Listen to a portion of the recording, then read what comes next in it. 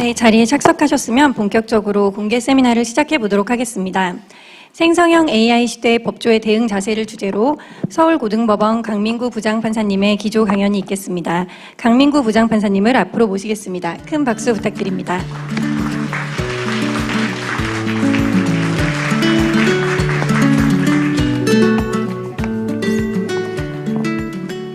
시작하면 되죠? 네.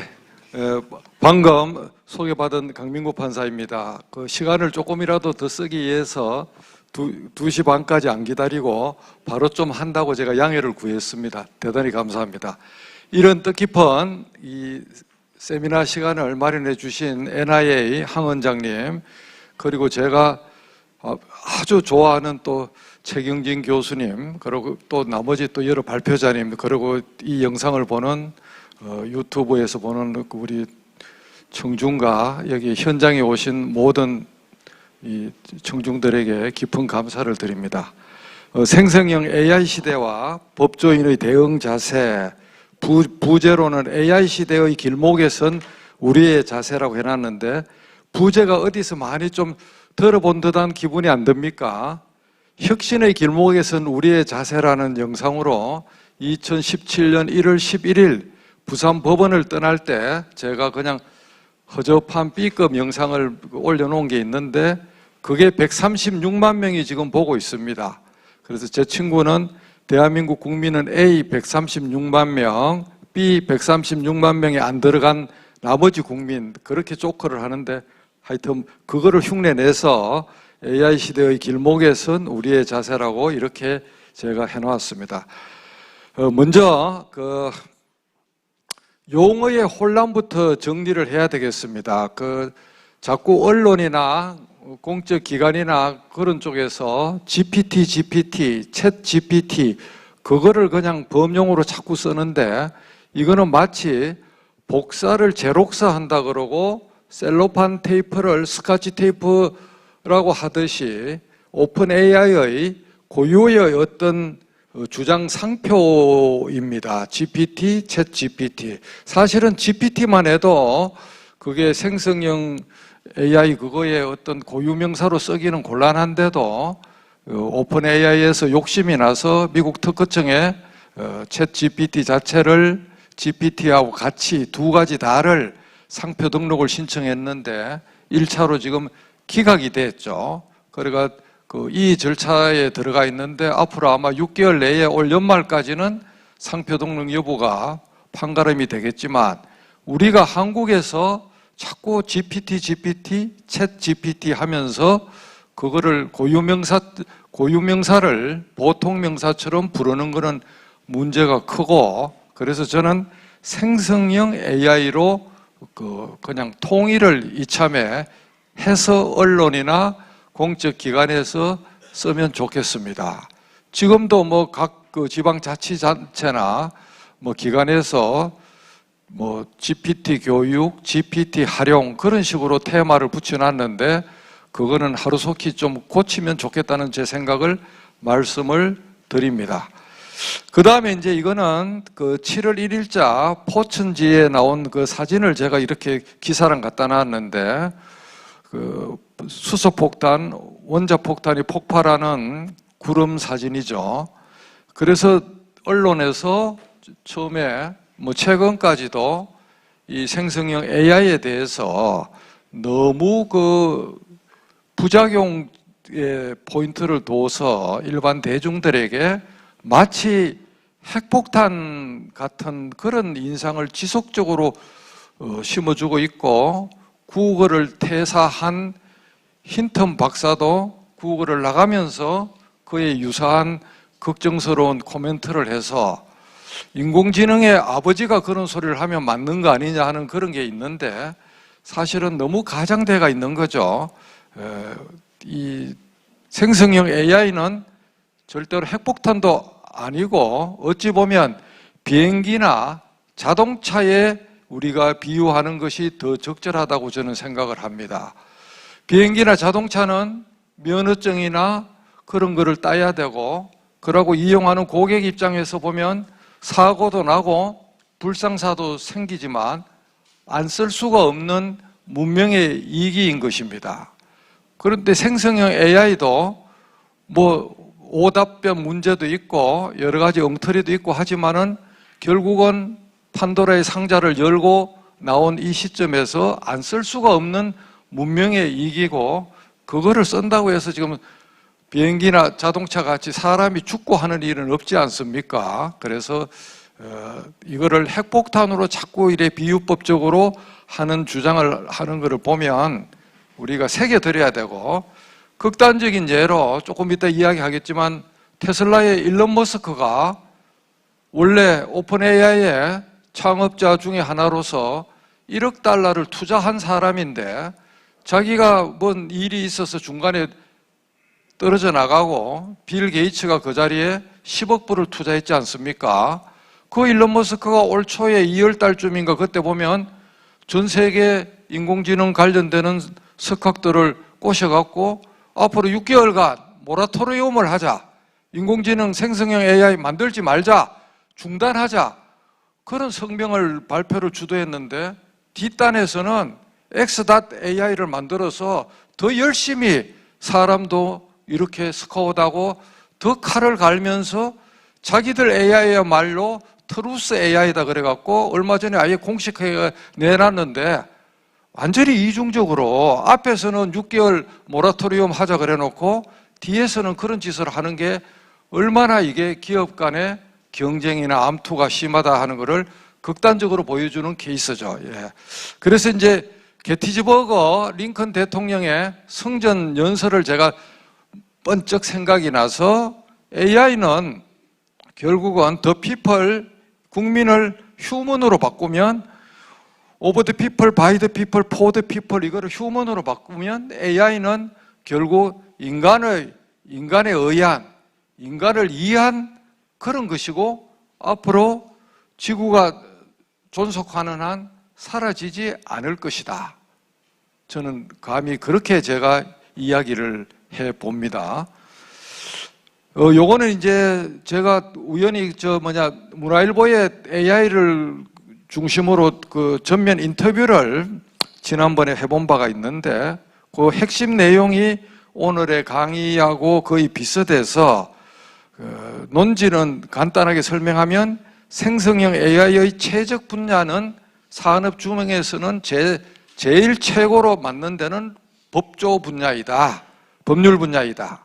그 다음에 법률 분야는 법원 내든 법원 내부 변호사 업계든 간에 문서를 가지고 먹고 사는 직종이 법조인인데, 결국은 당장에는 레고 블럭식, 레고 조각을 생성형 AI가 만들어 줄 것이다. 그래서 여러 가지 그 대량 문서를 요약하고 정리하고 다 도와줄 것이다. 그 다음에 리갈테크하고 변호사 개인이나 변협 단체는 투쟁되는, 대립되는 상황으로 지금 가고 있는데, 그래 갈 것이 아니다. 같이 상생하고 공존해야 될 절체절명의 시기에 한국 법조가 처해 있다는 것을 말씀드리고, 변호사 직군에게는 AI가 보금, 절대적인 보물 같은 보금이 될 것이다. 법원 안에서도 그럴 것이고, AI에 대한 규제는 EU식의 유럽식 규제가 아니라 미국식 산업진흥책으로 가야 된다는 것을 이 인터뷰에서 요약을 했고, 요거는 이제 뭐 한 달에 한 번씩 7월부터 문화일보에 살며 생각하며 써달라 그래서 7월 14일자로 쓴 건데, 결국은 법조 생성형 AI가 도입되면은 어려운 사건에 에너지를 집중할 수가 있다. 그리고 우리 국가에서도 반도체 굴기에 이어서 AI 굴기를 만들 절대적인 그 기회가 왔다 하는 것을 제가 말씀드리는 그와 같은 그 흘러가는 수필을 제가 적어 보았습니다.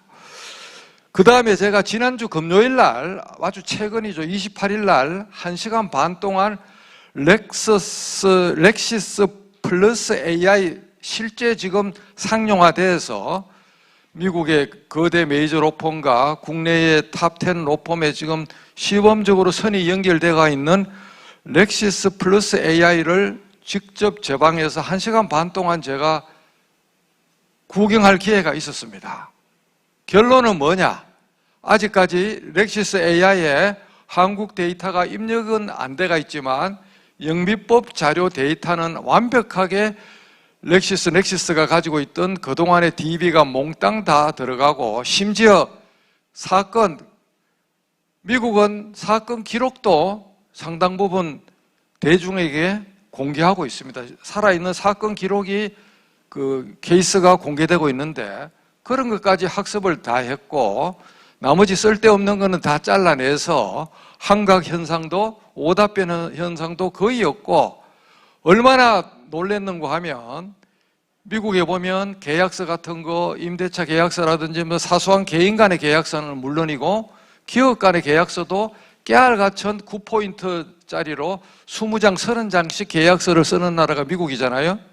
그 계약서 파일을 거기에다 업로드하면 어느 조문에 어느 단어나 어느 문장이 강행 법규에 위반되고 독소 조항이 있는지 벌겋게 칠을 해서 다 보여주고, 그거를 감안해서 바르게 된 계약서를 만들면 어떻게 된다 하는 거를 그냥 눈 깜빡할 사이에 10초 이내에 해주니까, 어서 변호사가 4, 5일 끙끙끙 하면서 할 거를 10초 이내에 딱 해주니까 상상을 초월하는 거고, A4 사이즈 PDF 500쪽, 1000쪽짜리 어떤 법률 문서가 있으면 내가 원하는 페이지로 2쪽으로 요약해, 5쪽으로 요약해, 10쪽으로 요약해, 50쪽으로 요약해 하면 그냥 직방으로 또 요약을 하고, 예를 들면 물론 뭐 판례나 판결이나 법 조문 검색하는 거는 그거는 뭐 기본 중에 생 기본이고, 지금 현재 검색 툴도 그건 다 되잖아요. 그러니까 이미 지금 미국은 렉시스 플러스 AI 같은 거는 법조 분야의 범용 AI로서 완벽하게 액티베이트가 지금 되고 있다는 거죠, 지금. 그래서 미국에 지금 거대 로펌들이 8월 말까지 지금 베타 테스트로 해갖고 지금 무료로 지금 연결해서 써보는데 완전히 뭐 올킬이죠, 올킬.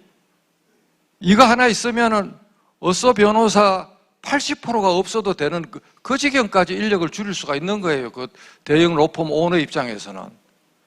엄청난 직업군의 파괴가 미국에서는 벌써 일어나는 거죠. 그러면 왜 스토로는 눈 뜨고 가만히 있느냐?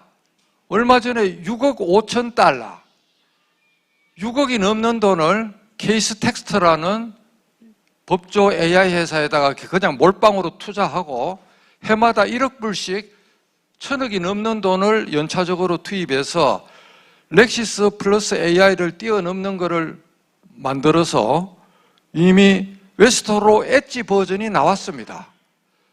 프라이스가 시작 가격이 169불이에요. 연 169불이 아니고 월 169불부터 스타팅 가격이 형성됩니다. 그런데 여기서 우리가 뭘 알아야 되는가 하면, 웨스토로를 가지고 있는 톰슨 로이터가 한국의 태평양에 하던 로엠비의 소유주입니다. 올 가을 내에 웨스토로 엣지에 로엠비의 데이터가 몽땅 다 올라갈 거예요. 자, 그래 되면 올 겨울쯤 되면 대한민국 법조는 어떻게 될까요? 웨스토로가 한국 시장을 다 먹는 거죠. 그러면 렉시스 플러스 AI는 손 놓고 있을까요? 한국 법률 데이터를 어떤 형태로든지 기존의 리갈테크나 아니면 여러 가지 해갖고 이미 종합법률정보는 다 오픈돼가 있고 법령정보는 법제처에서 공공 데이터로 다 오픈돼가 있고, 한국 사람이 10년 이상 수십 년 동안 묻고 답하기 위한 검색 데이터도 다 깔려가 있고 미국에서 얼마든지 구할 수 있고 하니까 렉시스 플러스 AI도 얼마든지 한국 법조 데이터를 구할 수 있는 길이 열려가 있는 거예요. 그러면 그 친구들이 그거를 다 양쪽 회사에서 흡입해서 블랙홀처럼 한국 데이터를 흡입해서 시중에 내놓으면 대한변협이 그 친구들 회사를 상대로 소송 걸 거예요? 뭐 할 거예요? 회사가 미국에 있는데. 이런 세상에 우리 법조 전체의 문 앞에까지 쓰나미가 와 있는데 안방에서 아웅다웅 싸움박질 해봐야 공멸 말고는 뭐가 기다리겠습니까? 저는 너무너무 안타까운 심정으로 판사의 신분이 아니라 대한민국 법조인의 한 사람으로서 정말 애치고 싶어요. 그 싸움박질 해봐야 리갈테크하고 대한변협하고 공멸 말고는 기다리는 게 없어요. 이미 쓰나미가 우리 대문을 열고 들어왔어요, 지금 이미. 그런데도 지금 싸움박질하면 남는 게 뭐가 있겠어요? 그래서 이거는 뭐 여러분들이 다 알지만은 그냥 통사적인 의미로 이렇게 쭉 적어 놨습니다. 한국 지금 여러 가지 리갈테크가 있지만 제가 최근에 시연을 본 회사들은 로앤굿의 이온 분야 AI, 인텔리콘의 법령 법조 AI를 시연을 제가 또 한번 봤습니다. 두 회사 다 그런 대로 잘 만들었어요. 그 다음에 BHSN.ai 거를 제가 또 한번 봤고, 그 다음에 엘박스의 판례 서비스인데 AI하고 접목되어 가는 중간 단계에 있는 거를 제가 또 직접 봤습니다. 한국 리갈테크 회사들이 줄지어 저한테 찾아와서 이런 거를 만들었으니까 한번 검증 좀 해주세요 하고 줄 서갖고 지금 저한테 찾아와서 제가 성지순례를 당하고 있는데, 하여튼 뭐 법조 후배들이 열심히 그래 하는 거를 저도 격려도 해줘야 되고, 방향이 무엇이 잘못됐는지 또 한마디 일러주고 지금 그렇게 하고 있습니다. 그런데 하여튼 참 열심히들 잘 만들고 있다는 것을 제가 확인을 눈으로 해본 바가 있습니다. 그 다음에 이제 범용 AI는 네이버하고 카카오가 선두로 있고, 지지난주에 LG X1이라고 1% 전문가들을 위해서 특허 정보나 의학 정보를 다루는 틈새 시장을 버티컬하게 밑으로 깊게 파서 세계 시장 글로벌에서 미국의 범용 AI들하고 전쟁하겠다고 LG에서 X1을 오픈했는데 상당히 잘 만들었어요. 그래서 거기는 어떻게 해야 생존할 수 있는지 번지수를 잘 찾고 있는 것으로 보입니다. 그런데 문제는 네이버가 7월 말에 오픈한다 어쩐다 하다가 지금 8월 24일로 못을 박았지만은 들리는 소문에 의하면 성능이 우리가 기대하는 만큼 아직도 잘 안 나온다는 그런 소문이 들려요. 걱정입니다. 네이버가 8월 말에 한국어 버전 범용 AI를 오픈했을 때 GPT 3.5나 4.0, 바드나 빙 같은 메이저의 한국어 아웃풋보다 답변이 나쁘면 대중은 고개 돌리죠.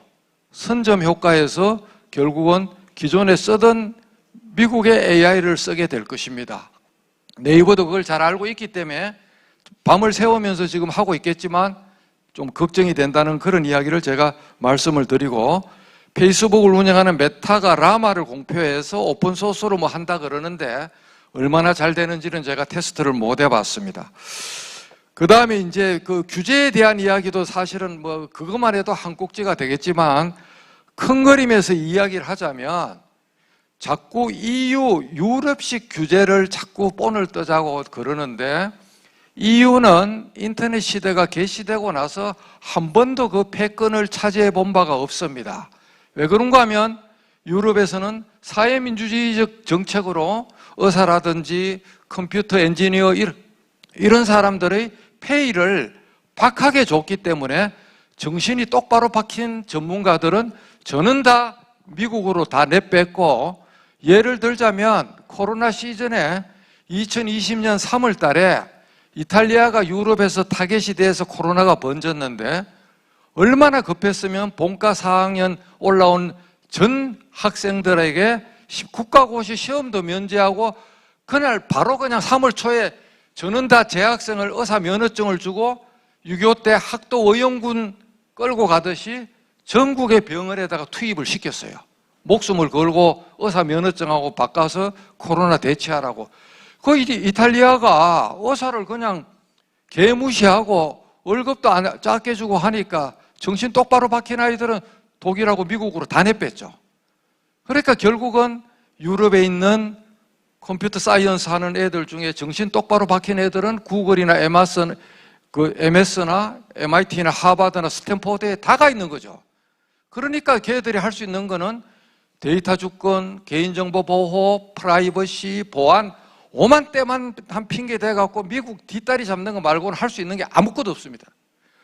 독일에서 좀 더 정교하게 좀 뭘 잘하고 있는 거를 국회 도서관에 계시는 한 분한테 발표 자료를 보고 제가 독일이 그래도 EU 중에서는 낫구나 하는 것을 제가 느끼고 있지만은 EU 전체는 지금 망했어요. 지금 망했는 나라에 그런 엉터리 규제 입법을 소개해서 자꾸 가자고 떠드는 사람은 정신이 없는 사람입니다. 미국은 지금 규제 입법을 하는 게 아니라 좀 있어 보여드리지만 백악관에다가 7개 회사 여기 나오죠. 며칠 전에 뉴스입니다. 아마존, 엔서로피, 구글, 인플렉션, 메타, 마이크로소프트, 오픈 AI 7개 AI 회사 대표를 몽땅 다 불러놓다 놓고 7개 이 합의를 하라고 해서 그 자리에서 사인 받았어요. 워터마크를 넣는다든지 어떤 보안 평가하는 독립 전문가를 참여시킨다든지 모범 사례에 대한 정보를 공유한다든지 이런 7가지를 스스로 자율적으로 합의하자고 그렇게 해놓은 겁니다. 그래서 우리는 유럽을 따라갈 게 아니라 미국이 입법을 하는 그 다음날 입법하면 돼요. 국회에 야당에서 5개, 여당에서 2개, 7개 법안이 지금 그냥 경쟁적으로 가 있는데 그거 다 그냥 땅에다 묻어뿌리고 미국이 법 만들고 나서 그 다음날 뺏기갖고 우리 거 쪼매 보태가면 충분히 우리가 따라갑니다. 예, 그래서 이거는 이제 엊그저께 뭐가 또 변화가 있는데 자기 폰에 빙, 채트 GPT, 바드 요 3개의 아이콘이 안 깔려 있는 사람은 명실상부한 파워 유저가 아니죠. 제가 법조 출입기자나 후배 판사들이 제 방에 오면 폰을 압수해갖고 홈 화면을 눌러갖고 요거 3가지가 있는가 없는가부터 먼저 검사합니다. 당연히 아무도 없죠. 그럼 1분 이내에 요 3가지를 까는데 문제는 이제 금요일날 그 오픈 AI의 챗 GPT가 드디어 안드로이드 버전 앱 버전을 깔았어요. 앱 버전을 내놨는데 그게 무슨 말인가 하면 제 거 폰을 미러링해서 잠깐만 보여드리자면 폰을 이거에 미러링을 해봅니다.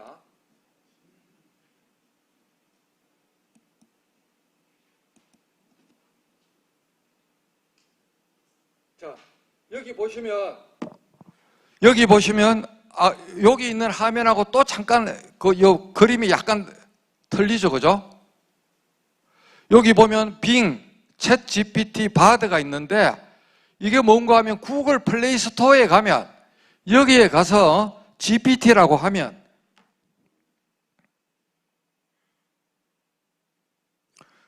요게 이제 금요일날 오픈이 되었습니다. 챗 GPT 안드로이드 쪽 앱이 금요일날 오픈됐어요. 애플은 한 20일 전쯤에 들어가 있었고, 그죠? 그래서 열기를 하면 드디어 웹이 아닌 앱 버전의 챗 GPT가 폰에서 가동된다는 것을 여러분에게 말씀드리고 요렇게 눌러갖고 마이크로 토스카나 여행 일정을 8박 9일로 만들고 식당과 호텔도 같이 추천 그 총알처럼 나오죠, 폰에서. 그래서 이런 식으로 드디어 이제 그 오픈 AI도 이렇게 왜 얘들이 이렇게 했는가 하면 여기 보시면 이렇게 대동강 물 팔아먹는 애들이 이렇게 많아요. 500만, 1000만씩 가입을 했는데 대부분 한국 사람이래요. 성질 급해서. 9달러씩 돈 내고 하면 한 달에 500억씩 벌어요, 얘들이. 코도 안 풀고. GPT 3.5 땡기갖고 화면만, 초기 화면만 바꿔갖고 자기들이 이름 만들어갖고 보면 이런 건 1000만 명이죠. 1000만 명, 500만 명, 100만 명. 대부분 한국 사람이래요. 그러니까 해지는 절대 안 해줍니다, 얘들은. 해지하려 친구가 해지가 안 돼가 카드를 말소시켰어요. 그래서 그게 너무 안타까워서 요렇게 2개를 했는데 요게 앱이 안 나왔을 때 했는 거니까 여러분이 나중에 참고를 해보시고 나머지는 이거는 뭔가 하면 그 크롬 브라우저에서 챗 허버 홀리넌이라는 확장 앱을 깔면 이렇게 듀얼 모드로 PC에서 자기가 원하는 바드나 빙이나 질문은 하나만 하고 그렇게 열린다는 그게 챗 허버 올리는이라는 확장 앱을 깔면 된다는 걸 말씀을 드리고, 이게 대동강 물 팔아먹는다는 이야기고, 자, 이런 거는 다 지금 생략하고 시간을 저한테 크게 안 주기 때문에, 그래서 세계 최초 운웅하는 것은 절대 자랑이 아니다 하는 것을 내가 다시 한번 강조하고, 미국의 AI 입법 동향을 살핀 후에 하는 것이 바람직하다. 생성형 AI에 대한 위험성 이슈도 이렇게 이거 하나하나가 논문 하나거리가 되죠. 투명성 부족, 편견, 차별, 프라이버시, 윤리적 딜레마 쭉 나오는데, 포버스 6월 2일자에 길게 전문 기자가 써놨기 때문에 그걸 한번 읽어보시면 되겠습니다. 이거는 이제 다 아시겠지만 미국 맨하탄 지구 연방지방법원에 30년 차가 넘는 노련한 변호사 2명이 챗 GPT에다가 항공기 안에 승객의 클레임 사건을 하면서 판례를 잘 못 찾으니까 GPT한테 물어보고 근사한 게 나오니까 그거를 냈는데, 판사가 눈이 밝아서 알아내갖고 왜 그랬냐 그러니까 판사 앞에서 죽을 죄를 졌다고 항복했으면 되는데 대답을 이래 했답니다. GPT한테 물어보니까 정확하다고 3번이나 예스라고 답을 했대요. 대답을 그래 하면은 판사가 뚜껑이 열리죠. 저 같아도 열릴 것 같아요. 그래가 650불씩 두 사람 합쳐서 1,300만 원 가까이를 지금 벌금을 내고 소속 로펌도 페널티를 물렸죠. 그래서 이런 일이 지금 생기고 있다는 겁니다. 이 오답변 현상은 한각이라 그래서 마약 먹고 취하는 것처럼 그래 오해하는데, 그게 아니고 오답변 착오답변 그게 맞을 건데, 생성형 AI의 기초가 되는 LLM이 갖고 있는 근본적인 한계라고 봅니다. 인간이 원래 가장 완벽한 생성형 AI입니다. 우리가 어려서부터 데이터를 유아기부터 흡수해서 어른이 되면 연애할 때 얼마나 구라를 칩니까? 지키지도 못할 구라를 애인한테 대고, 내가 결혼하면 매일 아침밥 차려줄게, 설거지 내가 매일 할게, 생일 때마다 백송이 장미 갖다 바칠게. 저도 그런 구라를 풀었거든요.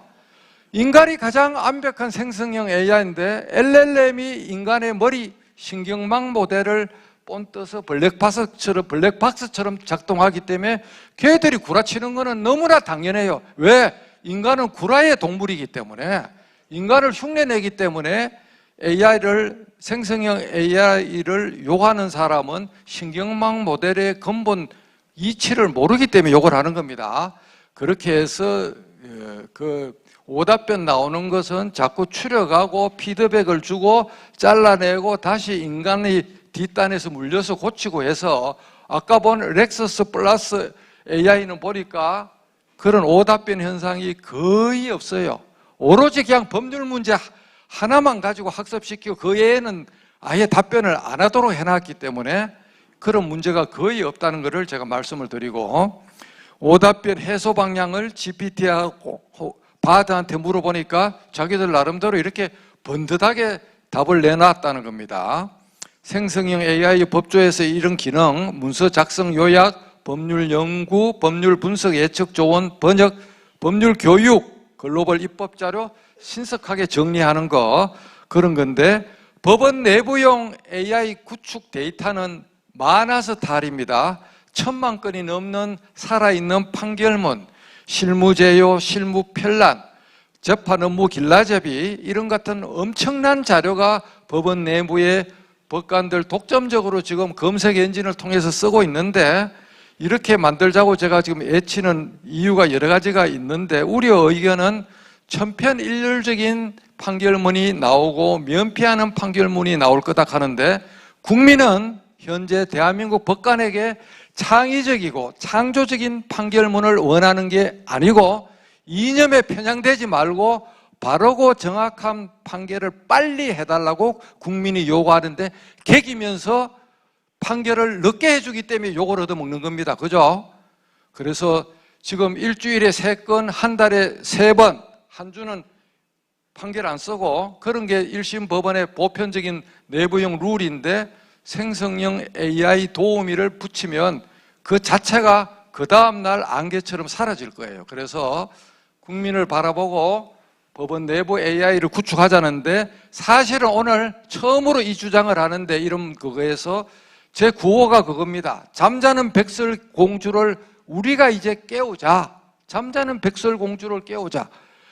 생성형 AI를 법조 분야에서 상세하게 하기 위해서는 최경진 회장님이 개인정보보호위원회도 관여하지만은 그 개인정보보호법에 특례 조항을 넣거나 특별법을 내일이라도 빨리 만들어서 법원이 관련 보유 중인 대비 자료를 민간 리갈테크나 민간 법조에다가 몽땅 다 풀어야 된다고. 백설공주를 깨워서 민간에 주고 민간에서 경쟁해서 가장 뛰어난 작품을 만들면 그거를 다시 법원이 가져와서 쓰면 되고, 미국 법원이 지금 그렇게 하고 있거든요. 제가 98년도에 종합법률정보 1.0을 오픈시킬 때는 한국 법조인 제야 시장이 5,000명도 안 됐던 시절이에요. 법조 시장이 없었기 때문에 대법원이 그걸 울러매고 국가에 공익적인 자금을 들여서 일을 할 수밖에 없어요. 그러나 지금 35,000명 시장이 있고 해마다 1,500명씩 그 시장이 늘어갑니다. 이제는 법원이 언제까지 이거를 울머지고 갈 시기는 넘어섰기 때문에 개인정보보호법을 신속하게 개정하거나 특별법을 제정해서 법원이 가진 모든 데이터를 국가기밀인 거 빼고는 몽땅 다 민간에 풀자, 백설공주를 깨우자라고는 그런 하두를 오늘 처음으로 이런 모임에서 내가 담대한 발언을 합니다. 그 다음에는 뭐 시간이 없으니까 천수답 비슷한 우리 송무시장을 한국 법조 AI가 들어오면은 완전히 갈아엎을 것이다. 그래서 리갈테크 현황은 플랫폼 AI 서비스, 판례 검색, 계약 관리, 서류 작성, 업무 보조, 전자등기, 소송 금융, 양형 예측, 업무 자동화 이런 것들이 있고 회사는 약 30개 정도 있는데 일본에는 弁護士닷컴이 가장 유명하고 미국은 리갈테크가 2,000개가 넘고 그 중에서 원투가 아까 이야기한 웨스토로와 렉시스 양대 산맥이 2,000개의 가장 앞에 와 있다. 그래서 리갈 AI가 도입되면 법조계가 어떻게 될 거냐?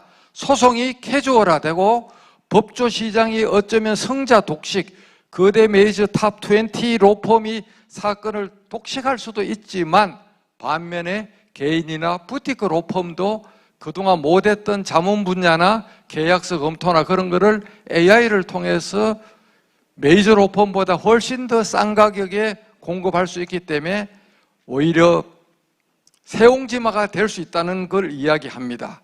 그리고 2045년 기술적 특이점이 오면 현재 한국 법조인의 절반은 그 직을 반드시 잃을 것입니다. 그거는 강민구의 공갈이 아니고 글로벌 전문가들이 하나같이 하는 이야기인데 2045년이면 현재 법조로 유입되는 사람의 절반은 그 직을 잃을 거예요. 50%는.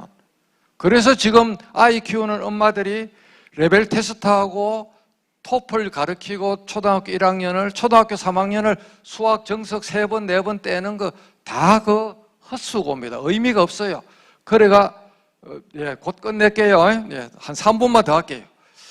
그래서 이제 법조 생성형 AI의 실질적인 효용, 이거는 여러분들이 읽어보시고 AI 잠재력에 따른 산업 수위 2등이 44%가 그 일이 AI로 그거 한다.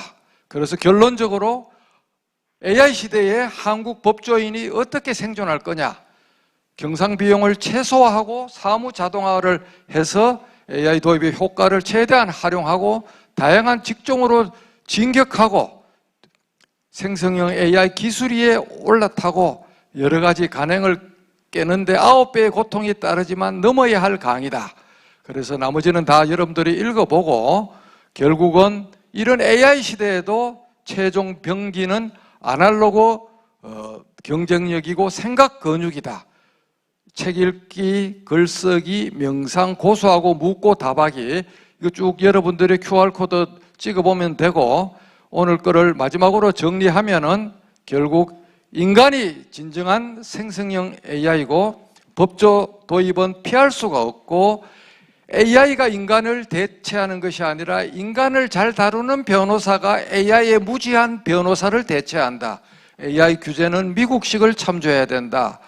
그 다음 법조 전형 AI에서도 미국 메이저가 탁월하기 때문에 국내 리걸 테크 회사들은 버티컬로 수직으로 파고 들어가서 이혼, 교통사고, 행정, 형사 뭐 그런 식으로 특화되면 살 길이 난다.